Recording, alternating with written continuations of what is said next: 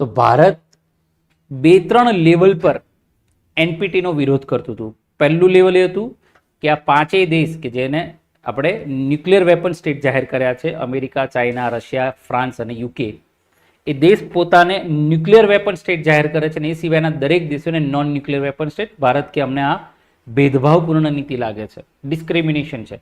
બીજું, ભારતની આસપાસના બંને દેશો કે જે ભારતના દુશ્મન છે, આજે ચાઇના પાસે ન્યુક્લિયર બોમ્બ છે તો કાલે પાકિસ્તાન જોડે પણ આવશે, એ ભારતને ભય હતો અને બંને સંજોગોમાં ભારતે એનપીટી પર સાઇન કરી નહીં.